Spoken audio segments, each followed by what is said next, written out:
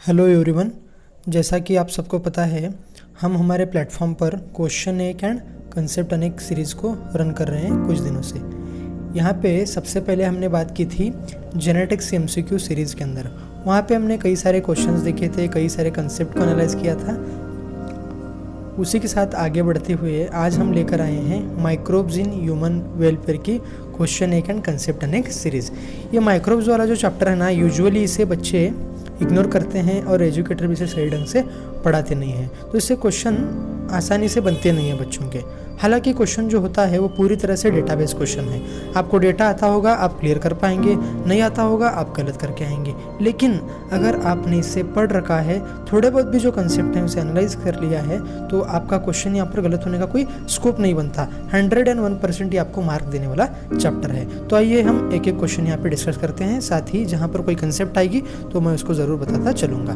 The first question comes here is conversion of milk to curd improves its nutritional value by increasing the amount of। जैसा कि आप सबको पता है, milk को कर्ड में कन्वर्ट करने के लिए हम लैक्टिक एसिड बैक्टीरिया यानी कि लैक्टोबैसिलस का इस्तेमाल करते हैं। ऐसे बैक्टीरिया जो लैक्टिक एसिड प्रोड्यूस करते हैं उनको हम कहते हैं लैक्टिक एसिड बैक्टीरिया, सिंपल में कहा जाता है लैब। और ज़्यादातर बैक्टीरिया इसके अंदर रॉड शेप्ड के होते हैं, इसके लिए हम इसे कहते हैं लैक्टोबैसिलस। आपसे पूछा गया है, जब हम दूध से दही का निर्माण करते हैं with the help of microbes, तो उसकी न्यूट्रिशन वैल्यू जो बढ़ती है, एक्चुअली उसके अंदर क्या बढ़ जाता है, जिस वजह से हम कह रहे हैं कि कर्ड के अंदर न्यूट्रिशन वैल्यू मिल्क से ज़्यादा बढ़ चुकी है। And your options here are vitamin D, vitamin A, vitamin B12 and vitamin E. तो इसका सही आंसर है विटामिन B12। विटामिन B12 को दूसरा नाम है साइनोकोबालामिन और ये कोऑर्डिनेशन कॉम्प्लेक्स के अंदर आता है। आप कहोगे कोऑर्डिनेशन कॉम्प्लेक्स के अंदर कैसे, तो सुनिए, साइनोकोबालामिन, कोबाला जो मीट रिप्रेजेंट करता है वो कोबाल्ट को रिप्रेजेंट करता है, साइनो साइनाइड और अमीन अमीन ग्रुप होता है। यानी कि यहाँ पे एक सेंट्रल मेटल एटम होता है और उसके अराउंड कोऑर्डिनेशन बॉन्ड बनाने वाले कई सारे लिगैंड होते हैं। और आपने पढ़ा है कि central metal atom plus ligand किस कॉम्प्लेक्स का फॉर्मेशन करते हैं, तो वो होता है कोऑर्डिनेशन कॉम्प्लेक्स। लिगैंड वो होता है जो लोन पेयर डोनेट करता है। इसलिए यहाँ पर vitamin B12 is also an example of coordination compound. NEET 2018 का ये क्वेश्चन है। नेक्स्ट क्वेश्चन की तरफ बढ़ते हैं। Second question, during the formation of bread it becomes porous due to release of CO2 by the action of. जब हम bread बनाते हैं तो उसका डो जो होता है, यानी कि जिसे हम रोल कर सकते हैं, आटा का ले लो आप सिंपली, तो वो जो होता है वो पोरस क्यों बनता है? अल्टीमेटली ब्रेड भी उसी वजह से पोरस होता है। उसका रीज़न भी इस क्वेश्चन में आपको बताया गया है। उसके पोरस होने का कारण यहाँ है कि उसके अंदर लार्ज अमाउंट में CO2 प्रोड्यूस होती है। ये CO2 बनने की वजह आपसे पूछी गई है, कौन सा ऑर्गेनिज्म इसलिए रिस्पॉन्सिबल है। And your options are yeast, bacteria, virus और प्रोटोजोन्स। तो इसका सही आंसर है ईस्ट। इस ईस्ट को बेकरी में हम इस्तेमाल करते हैं, इसलिए इस ईस्ट को कॉमनली कहा जाता है बेकर्स ईस्ट और इसका साइंटिफिक नेम है सैक्रोमाइसिस सर्विसी।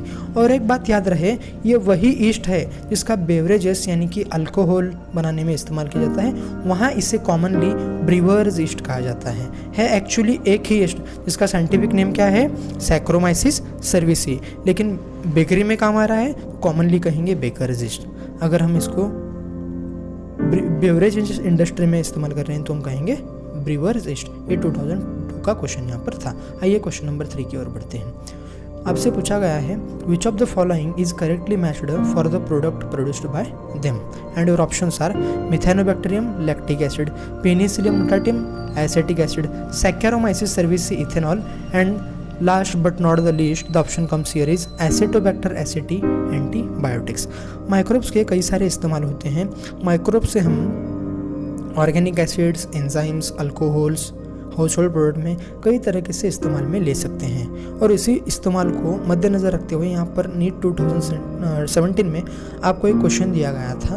उसमें पूछा गया है कि कौन सा बैक्टीरिया किस काम के लिए हमें यूजफुल है। करेक्ट मैच आपको बताना है। इसका आंसर सही जाएगा यहाँ पर सी। सैक्रोमाइसिस सर्विसी जो है उसको मैंने अभी आपको बताया कि ईस्ट होता है, एक्चुअली फंजाई होता है, और इसे कॉमनली क्या कहते हैं हम, ब्रीवर्स ईस्ट, और बेकरी में इस्तेमाल करेंगे तो बेकर्स ईस्ट। इसलिए इथेनॉल यानी कि अल्कोहल बनाने में इसका इस्तेमाल किया जाता है। और पहला ऑप्शन जो है लैक्टिक एसिड, ये लैक्टिक एसिड के बारे में हम फर्स्ट क्वेश्चन में बात कर चुके हैं। लैक्टिक एसिड जो प्रोड्यूस होता है उसके लिए स्पेशलाइज्ड बैक्टीरिया होते हैं, इनका नाम है लैक्टिक एसिड बैक्टीरिया, और जो रॉड शेप्ड होंगे उनको कहेंगे लैक्टोबैसिलस। और एसिटिक एसिड जो है ये भी बैक्टीरिया के द्वारा प्रोड्यूस किया जाता है, उस बैक्टीरिया का नाम होता है एसिटोबैक्टर एसिटी। यहाँ पर एसिटोबैक्टर एसिटी होना चाहिए था, है नहीं, तो इसलिए ऑप्शन ये गलत रहेगा। और एसिटोबैक्टर एसिटी जैसा मैंने बताया क्या प्रोड्यूस करता है, वो एसिटिक एसिड, ऑप्शन ये भी यहाँ पे गलत हो जाएगा। और एंटीबायोटिक्स जो है पेनिसिलियम नोटाटम के लिए आना चाहिए, उसी से हमें फर्स्ट एंटीबायोटिक पेनिसिलिन मिली हुई थी, जो कि डिस्कवर की थी अलेक्जेंडर फ्लेमिंग ने, और वो एक चांस डिस्कवरी थी। और चांस डिस्कवरी को हम बायोलॉजी में कहते हैं सेरेंटिपिटी, वो भी चीज़ आपको याद रहे। बढ़ते हैं नेक्स्ट क्वेश्चन की तरफ। Monascus purpureus is a yeast used commercially in the production of. Monascus purpureus नामक फंजाई नामक यीस्ट कमर्शियली किसके प्रोडक्शन के लिए इस्तेमाल किया जाता है? And your options are ethanol, streptokinase for removing clots from the blood vessels, citric acid, and last but not the least option is blood cholesterol lowering statins. तो इसका सही आंसर जाएगा यहाँ पर D, blood cholesterol lowering statins. ये जो है Monascus परप्यूरियंस ये प्रोड्यूस करता है स्टैटिन्स को। स्टैटिन जो है काम कैसे करते हैं सुनो, यहाँ पे पहले ए नाम का कंपाउंड होता है, ए नाम के कंपाउंड से बी बनता है, और बी किसी एंजाइम की मदद से कोलेस्ट्रॉल का फॉर्मेशन करता है। और जो स्टैटिन्स होते हैं ना, ये बी नामक कंपाउंड से जो एक्स नामक का एंजाइम इस्तेमाल होकर कोलेस्ट्रॉल बना रहा है उसे कम्पिटिटिवली इनिबिट करते हैं, यानी कि एक्स एंजाइम को अपना नॉर्मली फंक्शन करने नहीं देते। मतलब ए से बी तो बनेगा, लेकिन बी से एक्स की हेल्प से कभी कोलेस्ट्रॉल बन पाएगा क्या? कोलेस्ट्रॉल बिल्कुल नहीं बनेगा। इस तरह से कोलेस्ट्रॉल की लेवल को लोअर करने में ये हेल्प करते हैं। बाकी ऑप्शंस तो आपको पता है, इथेनॉल कौन प्रोड्यूस करता है? ईस्ट है, लेकिन यहाँ पे मोनास्कस परप्यूरियस के बारे में पूछा गया है, तो कौन सा ईस्ट काम आता है? सैक्चारोमाइसिस सर्विसी, तो ये ऑप्शन तो नहीं होगा। स्ट्रिप्टोकाइनेज जो है स्ट्रिप्टोकोकस से मिलता है, वो एक्चुअली एक बैक्टीरिया होता है, और बैक्टीरिया से मिलने के बाद भी हम डायरेक्टली उसका इस्तेमाल नहीं करते हैं, उसे जेनेटिकली मॉडिफाइड कर जेनेटिक इंजीनियर करके स्ट्रिप्टोकाइनेज का इस्तेमाल करते हैं। ब्लड वेसल के अंदर जो क्लॉट हुए हैं एज अ क्लॉट बस्टर उसे इस्तेमाल करते हैं। ये उन पेशेंट में हमें इस्तेमाल करना पड़ता है जिनके वेसल्स में कुछ क्लॉट है, मायोकार्डियल इन्फेक्शन के अंडरगॉन वो जा चुके हैं, और मायोकार्डियल इन्फेक्शन की वजह से हार्ट अटैक भी आ सकता है। एंड थर्ड ऑप्शन जैसा मैंने बताया सिट्रिक एसिड। सिट्रिक एसिड जो है एक फंजाई से प्रोड्यूस होता है, और उस फंजाई का नाम है एस्परजिलस नाइगर। ये एनसीईआरटी में जो आपको 4 एग्जाम्पल दे रखे हैं ऑर्गेनिक एसिड्स में, उनमें से सिर्फ और सिर्फ एक एग्जाम्पल एस्परजिलस नाइगर फंजाई को रिप्रेजेंट करता है, बाकी तीनों के तीनों एग्जाम्पल बैक्टीरिया को रिप्रेजेंट करते हैं। एसिडोबैक्टर एसिटी, एसिटिक एसिड, और दूसरा दिया गया है lactic acid bacteria, lactic acid, clostridium butyricum, butyric acid. सिर्फ और सिर्फ एक एग्जाम्पल आपको फंजाई का दिया हुआ है, इस तरह से आप उसको याद भी रख सकते हो। लास्ट बट यहाँ पे क्वेश्चन आ रहा है, a good producer of citric acid is. Citric acid का सबसे अच्छा प्रोड्यूसर कौन है? अभी हमने पिछले क्वेश्चन में डिस्कस किया था सिट्रिक एसिड का अच्छा प्रोड्यूसर कौन है? एक फंजाई है, उस फंजाई का नाम हमने बताया था एस्परजिलस नाइगर। नीट 2013 का एक क्वेश्चन है। तो इस तरह से हमने माइक्रोब्स इन ह्यूमन वेलफेयर जो नॉर्मली बच्चा इग्नोर करता है, वहाँ पर भी कुछ चीज़ें एनालाइज करने की कोशिश की, कुछ कंसेप्ट मैंने यहाँ पर बताने की कोशिश की। होप आपको ये वीडियो अच्छा लगा हो। लाइक, शेयर एंड सब्सक्राइब जरूर कर देना, और अच्छा ना लगे तो डिसलाइक भी करना मत भूलना। मिलते हैं नए वीडियो नए कंसेप्ट के साथ। आज के लिए इतना ही। Wish you all the best and thank you so much.